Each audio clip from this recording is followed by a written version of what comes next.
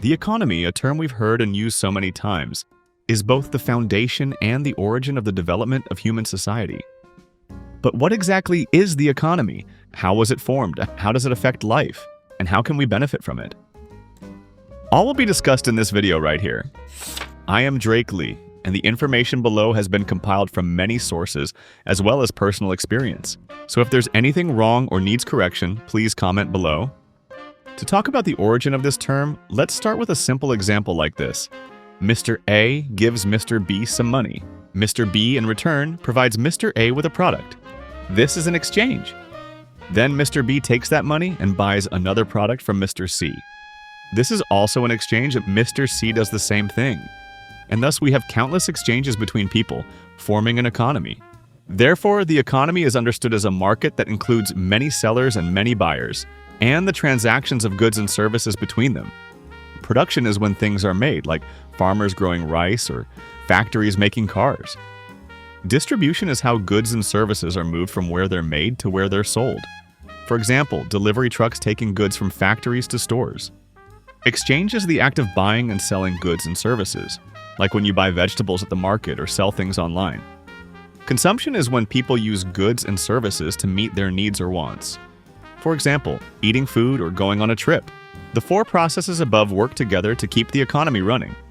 But for everything to run smoothly, someone needs to manage all these exchanges. Think of it like a team needing a leader to stay organized and work well together. Each country or region develops differently, and this development depends on a few key factors. The government.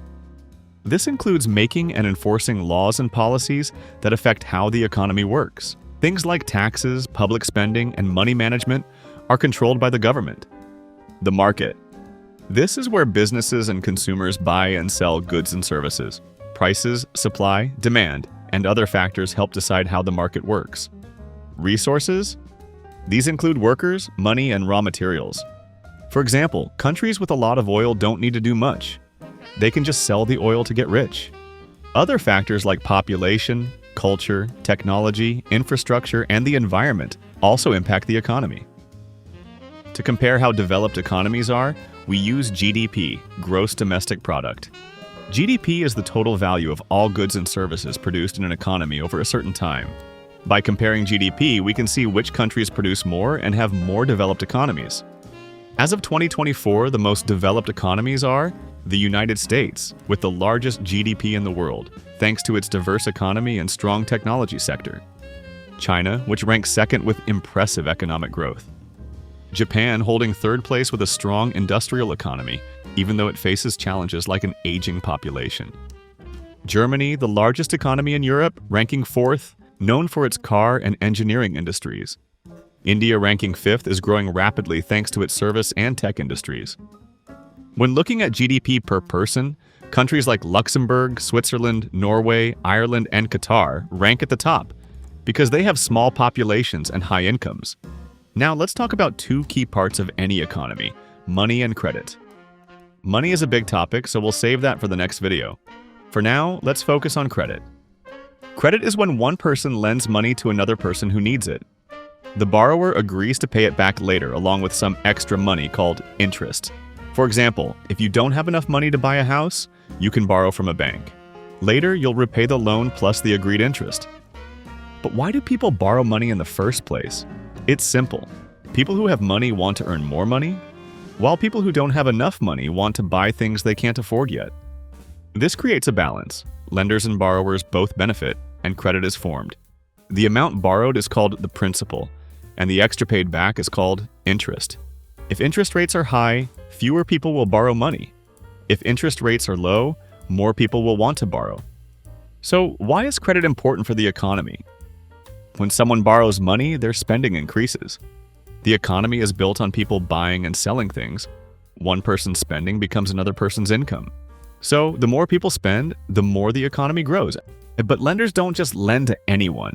They prefer lending to people with good credit, meaning they are likely to repay the loan or to those with valuable assets as collateral, something the lender can take if the borrower doesn't repay. For borrowers, credit is like borrowing from their future selves. They spend more now but will have to spend less later to pay it back. In this way, credit can be a great tool for economic growth. It gives people motivation to work harder. However, there's a downside. If people spend and earn more than the economy can produce, demand becomes greater than supply. This causes inflation, which means the value of money decreases. The fastest way to stop inflation is to raise interest rates, which makes borrowing less attractive. Central banks call this a deflationary measure. But raising rates slows down the economy. When needed, interest rates are lowered again and a new credit cycle begins.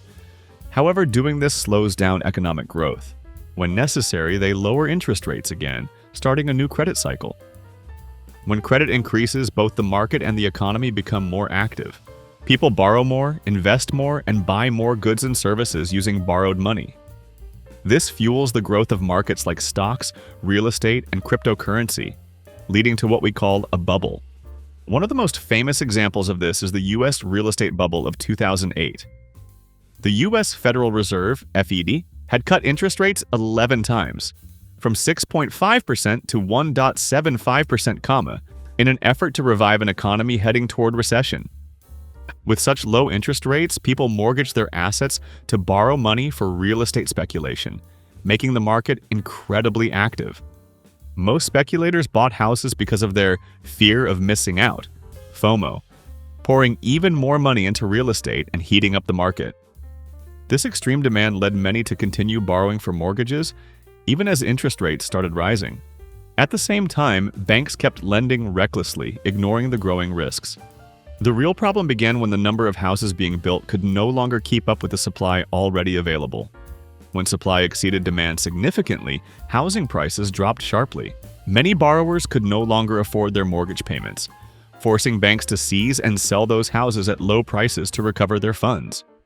This reaction caused the bubble to burst even faster, dealing a heavy blow to the U.S. financial, credit, and banking systems.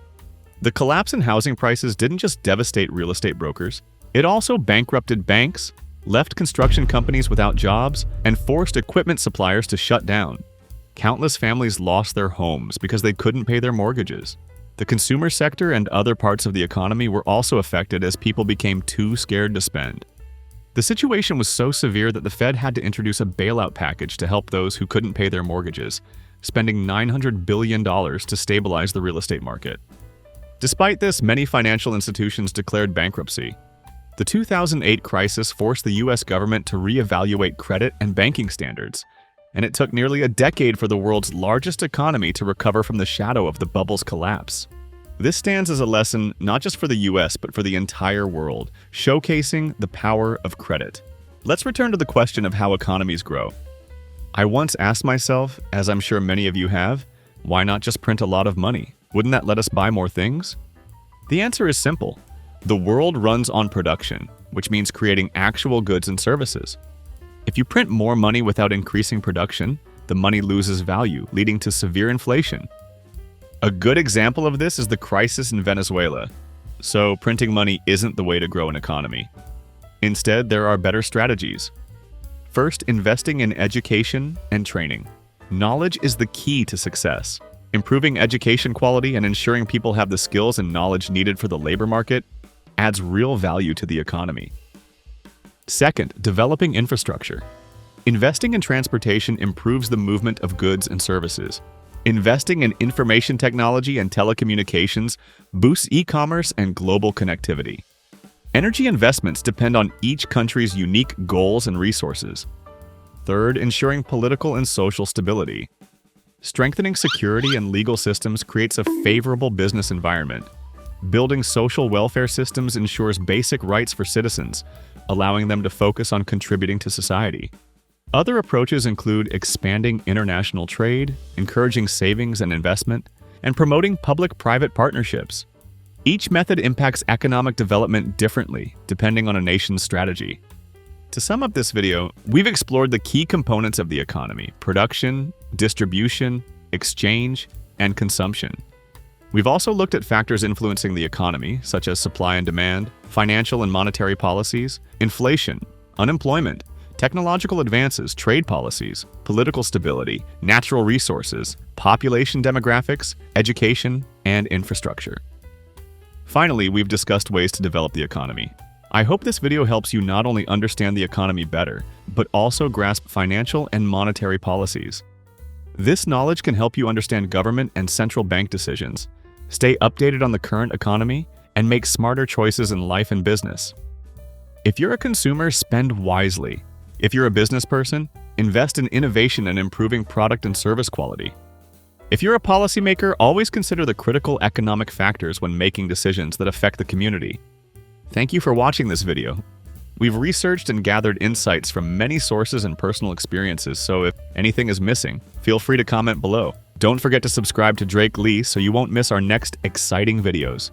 Goodbye and see you next time.